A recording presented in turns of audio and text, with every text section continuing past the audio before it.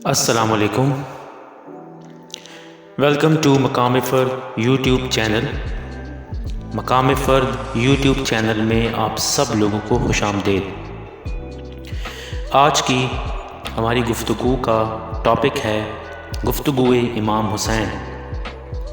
دوسری محفل وحدت الوجود کے راز کے بیان پر. یہ تحریر مقام فرد کی ہے.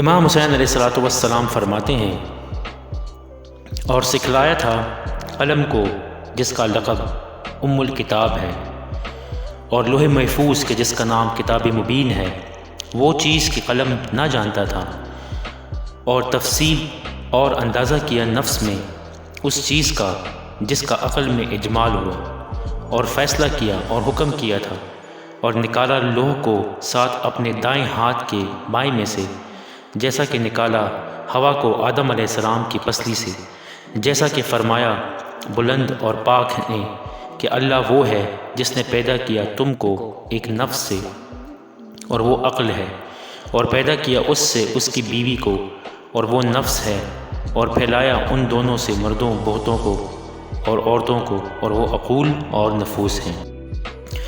جیسا کہ اللہ تعالیٰ نے حضور صلی اللہ علیہ وسلم کی طرف اپنی پہلی وحی سورۃ العلق میں فرمایا، اللہ نے قلم کے ذریعے علم سکھایا انسان کو، وہ علم سکھایا جو وہ نہیں جانتا تھا. یہاں بھی قلم سے مراد حضور علیہ السلام کی مبارک ذات ہے، جس کے ذریعے تمام انسانوں کو علم الہی، علم دین اور علم کائنات عطا کیا گیا. یہ پہلے اللہ نے قلم یعنی حضور علیہ السلام کی مبارک ذات کو سکھایا، اور پھر اس قلم نے تمام عالم کو سکھایا. اس لیے قلم یعنی حضور علیہ السلام کی ذات ام الکتاب ہے، جس کے بطن میں تمام علم جمع ہے، اور جہاں سے تمام عالم منتقل ہوتا ہے، جیسا کہ ماں بچے کو اپنے بطن میں رکھتی ہے اور پھر اسے عالم ارواح سے عالم دنیا میں منتقل کرتی ہے. اس لیے آپ صلی اللہ علیہ وآلہ وسلم قلم یا ام الکتاب ہیں.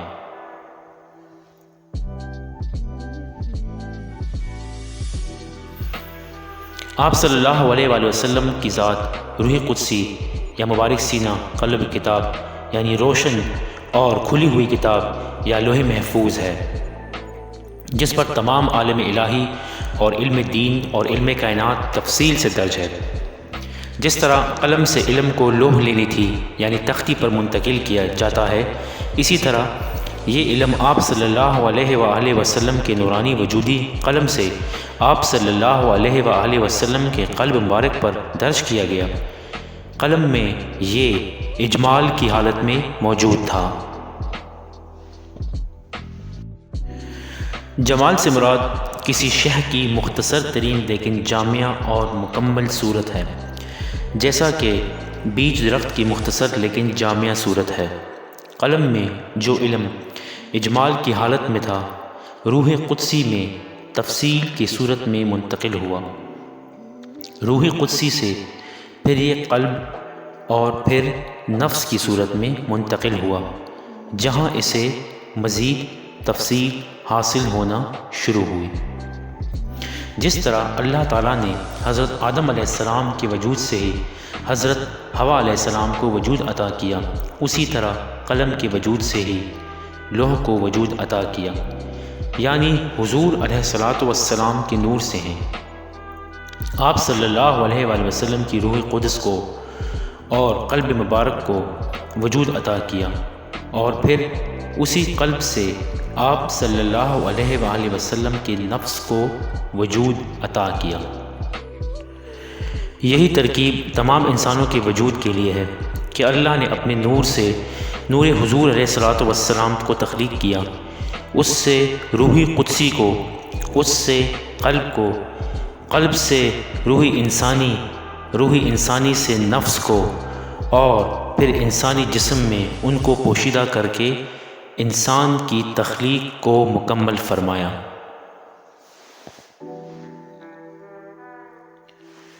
روح انسانی جو ان دونوں کے درمیان ہے، اگر پاک و نیک ہے تو اللہ کی طرف مائل ہے، اگر بد ہے تو نفس و دنیا کی طرف مائل ہے۔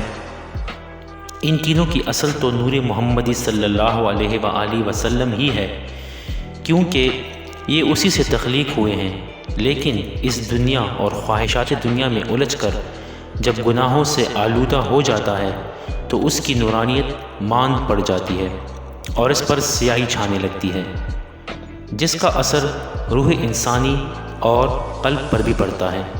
اسی نفس کی سیاہی کی وجہ سے انسان اپنے باطن میں موجود ذات حق تعالیٰ اور نور محمدی صلی اللہ علیہ وآلہ وسلم سے بالکل بے خبر ہو جاتا ہے۔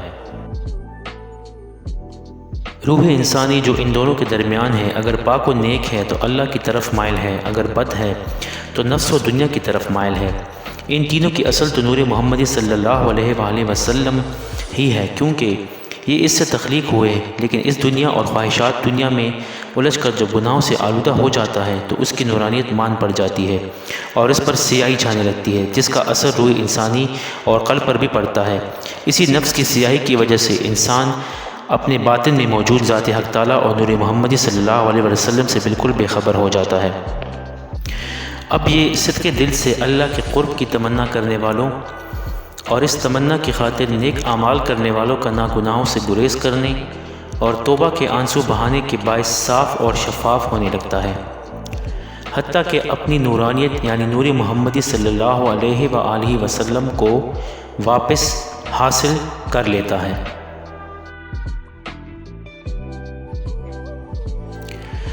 نفس انسانی کی نورانیت اور پاکیزگی کے حساب سے 4 باتیں ہیں: نفس امارہ، نفس لوامہ، نفس ملہمہ اور نفس مطمئنہ۔ نفس امارہ گناہ کا حکم دیتا ہے۔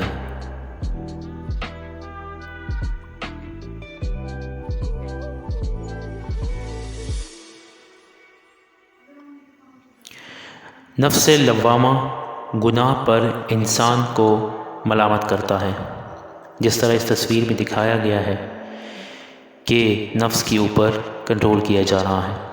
پھر نفس ملہمہ ہے جو کہ گناہ کے ارتکاب سے پہلے ہی اہل نفس کو بذریعہ نفس خوف خدا سے ملامت کرا کے گناہ سے روک دیتا ہے۔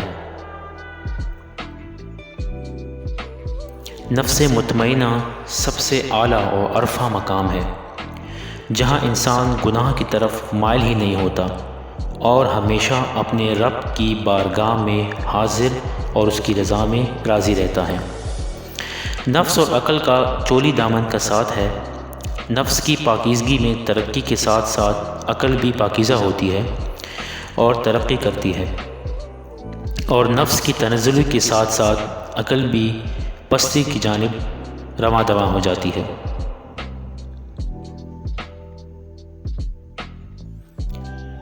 کائنات کا سب سے بہترین نفس اور عقل آقا پاک علیہ الصلوۃ والسلام کی ہے، اور ہر انسان کو عقل اور نفس کا جو بھی حصہ ملا حضور علیہ الصلوۃ والسلام سے ملا، کیونکہ کائنات کی ہر شے کا وجود آپ کی ذات مبارک سے ہی ہے۔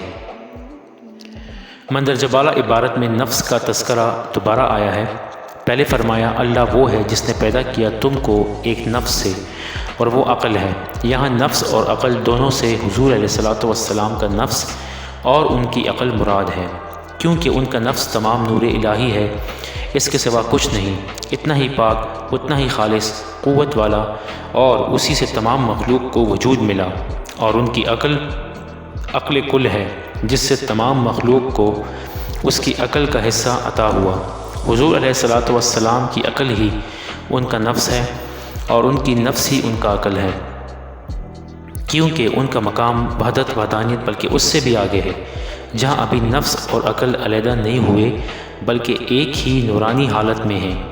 نفس اور عقل علیحدہ تب سمجھے جاتے ہیں جب عقل کچھ اور کہے اور نفس کچھ اور جیسا کہ عام انسانوں میں ہوتا ہے، جبکہ حضور علیہ الصلوۃ والسلام کا نفس اور عقل کی صورت کل کی صورت میں اکٹھے تھے۔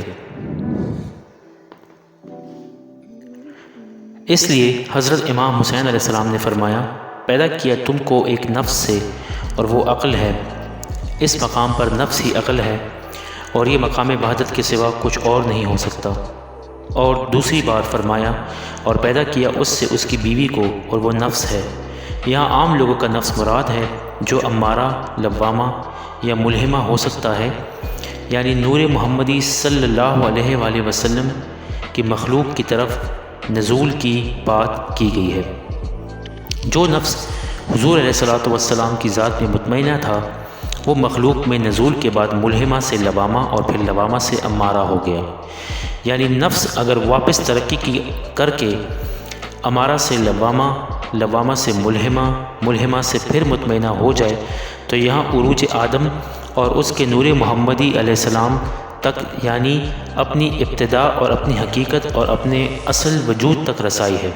اس عبارت میں عقل کو مرد اور نفس کو عورت سے تشبیہ دی ہے، کیونکہ عقل عموماً نفس سے زیادہ طاقتور ہوتی ہے، لیکن نفس زیادہ چال باز ہے اور مکر و فریب سے عقل کو اپنے دام میں الجھا لیتا ہے۔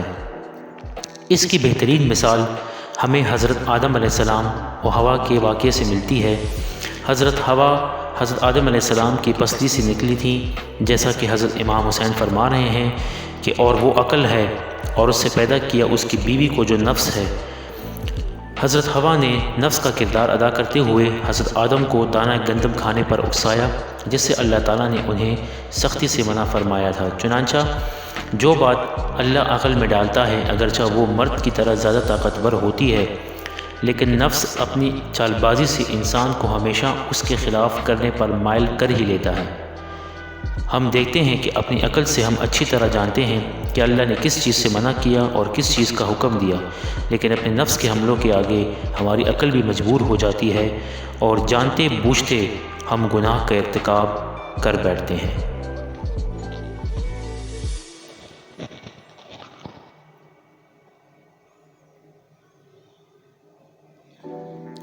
نفس کو بیوی سے تشبیہ دینے میں ایک اور حکمت یہ پوشیدہ ہے کہ بیوی اگر نیک، عقل مند اور پاک باز ہے تو مرد کی ترقی کا باعث ہے، اور اگر بد کردار یا بے وقوف ہے تو مرد کی تباہی کا باعث ہے۔ اسی طرح نفس اگر امارہ ہے تو عقل کو برباد کر کے رکھ دیتا ہے اور انسان ایسے غلط فیصلے کرتا ہے جو اسے اور اس سے بڑے تمام لوگوں کو بربادی کی طرف لے جاتے ہیں۔